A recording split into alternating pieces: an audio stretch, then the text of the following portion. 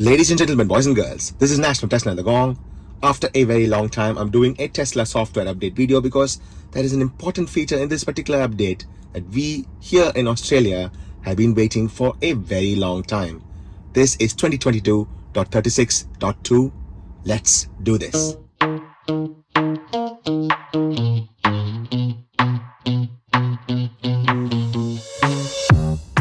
Okay, let's read the release notes first. As you can see, there are a fair number of features there.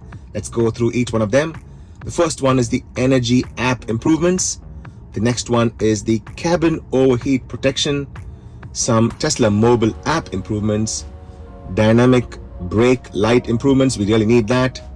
The additional supercharger details. Car left open notifications and some new language support. I know you probably have noticed that I have sidestepped an important feature set. That is this one. This is Sentry mode, live camera access, and that is what we're going to see first. Now let's just read the blurb here. View your car's surroundings from the Tesla mobile app when parked to confirm the safety of your environment before returning to your car. Live camera is end-to-end encrypted and cannot be accessed by Tesla. To enable or disable tap controls, safety and live view via mobile camera option from the touchscreen display, and this of course requires the premium connectivity, which right now retails for $9.99 or $10 here in Australia. Let's do that first. That's the first thing we're going to check. We're going to come back and see the rest of the features. Let's go into controls, let's go into safety, and there is a new tab which I've just enabled. It's called view live camera via mobile app. So that is the one we have enabled. And the next thing we need to do is we need to go into our Tesla mobile app and open the security tab. So you can go into the security tab of your Tesla mobile app, and there you have another one inside of Sentry mode which you have to turn on. And when you turn that on, you can click on view live camera, and there you go. Oh, it says camera enabled. Right, so it told me that there should be nobody inside the car for you to find this out. So let's get out of the car and let's retry this again. All right, guys, let's test this. Yes, I'm sitting inside my Model S now, and yes, I do have a software update 36.2 on this one as well. Right here, let's check the Model 3. So here now we are inside the Tesla mobile app. We are inside safety and security, and we can click on the view live camera here. I'm going to show you the car. So my Model 3 is sitting there just next to me, and when you click on this view live camera, we want to see if there is a flash of light coming up. Yeah, you can see that it did flash there, and this is the UI. I'm sure you've seen this in the US counterpart apps, but now you can see that is the front camera that is showing.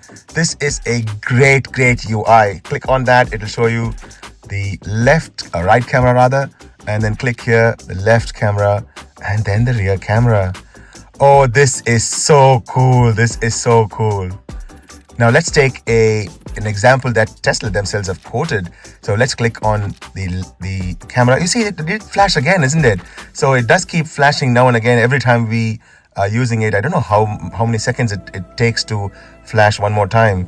The headlights do flash, sort of saying that there is live camera in vogue right now, so that we don't keep this on at all times. And yeah, Tesla has said that we have to be careful about the local rules and recording problems, so we can't keep recording everywhere. So that is something that we need to be aware of. Yeah, it did flash again, so I believe it's like 30 seconds to 1 minute. People here who are watching the video, please do time it and put it on the comments as well, please. Thanks. And while you're at it, a sub to the channel will be amazing.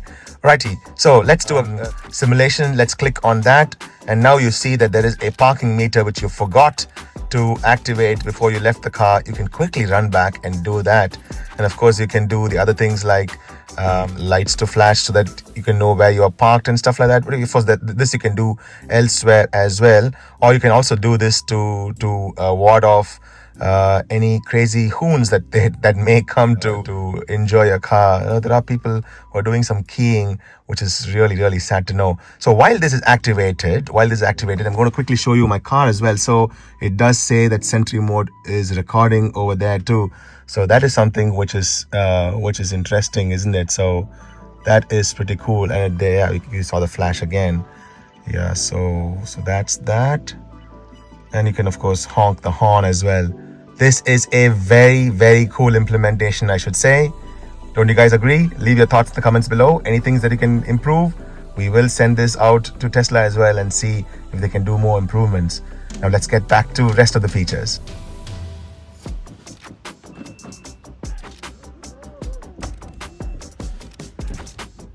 That is pretty darn cool, isn't it? Okay, let's see the rest. Energy app improvements. Now learn more about your vehicle's energy consumption. With the updated energy app, you can now monitor the amount of energy used while driving and parked, see how much energy is consumed by different vehicle components, driving behavior and environment conditions, view energy used in comparison to trip projection and battery indicator, receive personalized suggestions for using energy more effectively. So you can use that in the energy app. So let's go into the energy app and see what's happening there. That's the new updated energy app. Oh, it's pretty cool. They have really changed a fair bit. So now you can see what is the energy consumption when you're driving, when there is climate control on, when battery conditioning happens early in the morning. It's a good thing to turn on battery conditioning because your car is now ready to do what you want to do before you even set your foot into the car. So that's a very interesting thing that I've always have activated for a very long time now. And then it says everything else. Oh, that's pretty cool. And the else is capitalized as well. Pretty cool, eh? And now this is for the trip, and this is the rated as well. So this will give you rated consumptions. So 2.9 kilometers that I've done. So when you click on that, it will read more here. So it says compare actual energy consumption against Model 3 rated consumption, which is based on standard driving conditions set by the EPA. So this is EPA rating. As we all know, it is not NEDC. Many cars have now changed to EPA, which is a heartening thing. A year ago, we were always talking about cars talking range in NEDC or WLTP, sorry, but EPA is good. NEDC is not good. Anyway, going on. So you can look at driving, climate, battery conditioning, elevation, and everything else. So now with the elevation data, I wonder if other apps out there like Better Route Planner and PlugShare can use the elevation data to sort of project your consumption and gain due to elevation changes. It does say here energy consumed or gained due to elevation changes. Additional energy is needed to travel uphill and can be gained from regenerative braking while driving downhill. Energy can also be saved due to decreased air density when driving at higher altitudes. So all that can be seen here. This is really cool. So this is the rated, and this is for your trip, for your current drive. So you can change that to since last charge. And then I have driven 13.6 kilometers, and this is the usual rated range that Tesla says for each of these things. Of course, it is incessantly raining here in the Gong, so it's quite cold. So I have my heater on and my seat heating options on as well. At most times I've just turned that off now, but that is what you can do. So this is pretty cool. Now let's see the next feature. Next up is cabin overheat protection. Now you can choose the activation temperature for cabin overheat protection. You can go into controls, safety, cabin overheat protection, and we can turn that on. So we're going to do that. We're going to go into safety, and then you can go into the cabin overheat protection over here. So you can turn it off. I have turned it on, and it says you can choose the temperature. So I have turned it on, and now I want to choose 30 degrees as the temperature that I want cabin overheat protection to turn on, and that you can do that here. It says selecting a higher temperature will reduce energy consumption. Yeah, that's what we're going to do. If you read, there's more details in this blurb as well. So I'm going to keep it at 40. 40 is the default that the car comes with. Now let's see the next feature. Okay, Tesla mobile app improvements, additional media player details, and ETA to destination when a route is activated from Tesla mobile app with version 4.13.0. So let's go and see that. Okay, I'm going to play one of my own songs so that I don't get a content strike. So let's go into the Tesla mobile app. I'll reduce the volume there. So you can see over here that there are some additional controls that have come up, and now it shows the source as well. It shows that I'm playing via Bluetooth, and then you can increase and decrease the volume here. That is pretty cool, isn't it? That's pretty cool. And you can now pause and play tracks. So this is really cool for people who are riding in the back. So if you have a family member who wants to control the audio, they can do it via the mobile app. All you have to do is just pass this app to them, and then they can control the what's happening here. That's pretty cool. Now, while we're here at this, I've also wanted to show you this. Now you can actually see the tire pressures here as well, which is not too bad. Let me stop the song. And I have not seen this. Maybe it was in the app, and I did not check this out before. So that is something which is quite interesting. Okay, continuing on. So we have the dynamic brake lights. When driving over 50 kilometers, that is 31 miles, and brakes are applied forcibly, the brake lights will now flash quickly to warn others, the drivers who are riding behind us or driving behind us, about the sudden decrease in speed. When coming to a complete stop, the hazard warning lights will start flashing until they are manually turned off or if the accelerator is pressed. So this is when there is sudden deceleration. It gives a warning to the cars behind us that there is a sudden deceleration of our car, and they can take evasive maneuvers. So that is very interesting and very important to know. That's good. In the same vein, if they start doing some changes to the headlights as well, that'll be great. The headlights are absolutely gone now. My car keeps flashing everyone who is traveling on the other side, particularly if it is a undivided road. It is quite bothersome to the people who are traveling on the other side, and people are getting quite annoyed with that. So let's hope that improvement comes very soon. Next up, the Supercharger additional details. The redesigned Supercharger map pop-up will now display historical site occupancy in addition to associated charging fees when available. To view these details, tap on any Supercharger pin that is in the vicinity of your vehicle. Let's look at that. That's not a bad idea, isn't it? Let's look at that. Let's click on the superchargers that we have here. Our closest supercharger is the Berry Supercharger. Let's do that, and let's click on that data. And now it says, oh, that is some additional data there. You can see 6 stalls available. All 6 are now working, and they are 130 kilowatt max. So we don't have a 250 kilowatts here in Berry. The next one, it says busy times and prices. Idle fees up to $1 per minute, and the average cost for people who have already used it. So people have used it so right now it's 7:20 a.m. So 6 a.m., 9 a.m., 12 p.m. So it gives you times and when are the busy times. This is a really good data, so that you can plan ahead. And yeah, they do have coffee and some bedding there as well in Berry. It's in a great spot. It's in the spot called Silos Estate. I've made multiple videos of that place. It is one of my favorite Tesla superchargers, because I believe right next to Cassegrain in New South Wales as well, both of which are in vineyards. This is up there as one of the most beautiful Tesla supercharger sites, I must say. So if you have visited before, please leave your thoughts in the comments below. Or if you are planning to visit New South Wales, do make this as a pilgrimage to look at the Tesla supercharger in Berry, a gorgeous spot. Rightio, let's carry on. Car left open notifications. The car left open notifications will now notify when your doors have been accidentally left unlocked. So if you leave your car inside, or for some reason you have not shut your doors properly, you will get a notification. In my case, I have soft close in all 4 of my doors. The front 2 doors have soft close, including self-presenting doors, so they do tend to close. But for some reason, if they do not close properly, you'll get notifications. We'll test that out in just a bit. And then there's new language support as well that is here. Of course, you can go and change a language inside of display.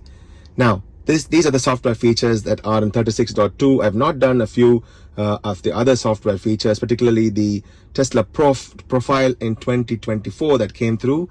Now you can keep your settings and preferences synchronized across all supported cars using a Tesla account, including mirrors, seating, steering wheel adjustments, autopilot, driving, climate control, navigation settings, at all. And then there's blind spot improvements. Now you can move your camera around whenever there is a blind spot camera that comes up. Usually it just stays here. In this case, now you can move it around. Otherwise, I can't activate home link. So when I come home and I turn on the right indicator or the left indicator, so to speak, I can't turn inside because the camera is right here and the home link controls will come there. So that is an interesting thing. So if people want to know how I installed home link for my garage door, I have a video. I'm going to leave that in the description as well. Please do check that out. So alternate routes, you can do that. And then theater mode improvements for full theater mode. If you're sitting in a charging spot and want to view something, that's nice. Alternate routes is very, very important. We've been asking for this for a very long time too. So these are the software features, particularly in 36.2 and in the few other features that I've not covered in the recent past. This is pretty cool, guys. This is pretty cool. Let's do a quick test of both the car left open notifications and do a software Tesla Autopilot test as well, a very short run. Okay, let's test the walk away notifications. I'm going to deliberately try and make sure the car does not slam shut, so otherwise the car will go and shut itself. So I'm going to just do that deliberately, and we'll walk away. We'll see what's happening.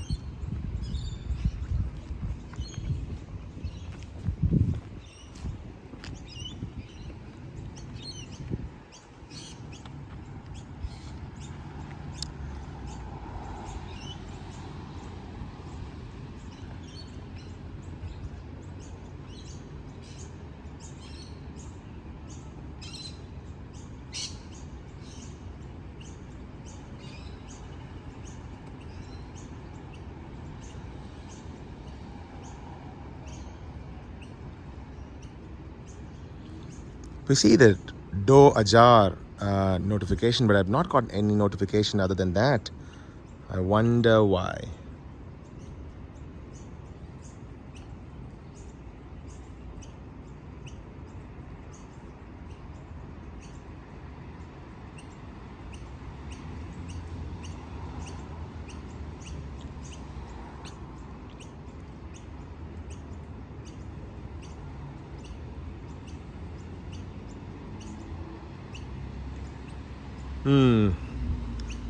No notification as of yet. I wonder if I have to go a little further away. Let's do that. Let's go further away.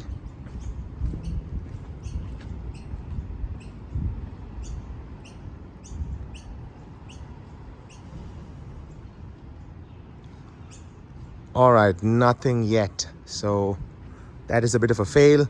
If you guys have found out why I couldn't get the notification, please do leave your thoughts in the comments below. Let's get on with the rest of the video.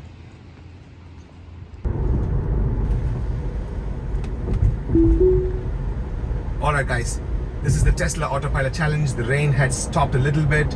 Oh, I can finally see the sun. I've forgotten how the sun looks. Okay, I can see a little bit of a semblance of some sunshine coming through. But there is some rain slated for the rest of the day here in the Gong, so hoping that is not too bad. So this is the Autopilot challenge, and this is an 80 road. It automatically shows the speed for us, and it's doing that. And of course you have seen my yoke steering wheel mod as well, and this is how the car does the turning. I am being very careful. I'm ready to take over if the car does anything silly or stupid. And so far so good. Of course, in these kind of conditions where it's nice and straight, Tesla Autopilot performs really well. That's the nag that came up. 80 kilometers, so we're going to stay there. Lots of construction going on the road because the roads are now filled with just potholes. They're just basically potholes now. The council is doing their best to do some repair works, and that's happening at this time. So it becomes a 60 kilometers an hour road here. Let's see. Okay, that's a 60. It shows the 60. I'm going to slightly go over 60. At this time, it's a Sunday morning. Nobody's there on the road. I don't want anybody to get offended that I'm being super slow. There's no road works happening today, but you can see that there are road works happening elsewhere on both sides of the road. Okay, the end of road works, back to 80. It did not recognize that 80. Oh, it did. That's good. That's good. That's really good. A little bit of waterboarding there.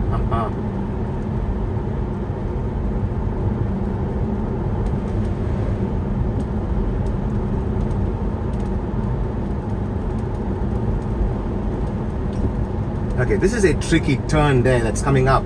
Let's see what the car does. I am ready to take over. There's nobody on the road. Okay, it's slowed down to a reasonable pace there. Not bad, not bad. Not entirely human. I would have probably still stuck with the inner radius of that road. But yeah, it's not bad.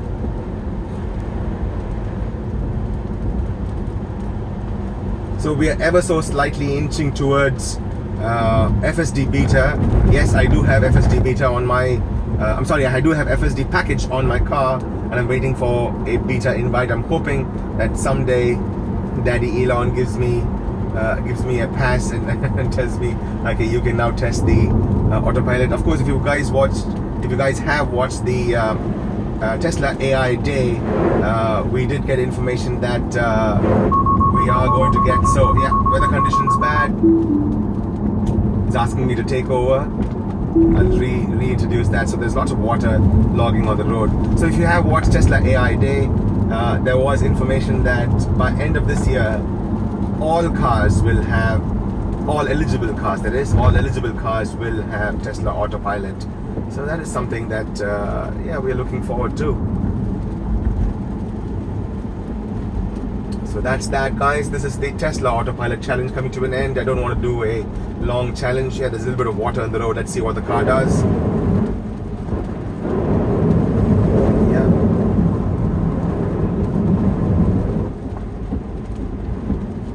Again, I'm not being a hoon here. There's nobody on either side. Okay, I need to go fast here because the crossing lights did turn on. So that's that. This is 36.2. Very interesting and important features have come through, particularly doing the live view. That is very important. We've been waiting for that for a very long time. The US counterparts have got this for some time now on their apps. Really impressive stuff, I must say. What did you guys think? Did you guys like the features? Did you like the implementation of the live app inside your mobile app?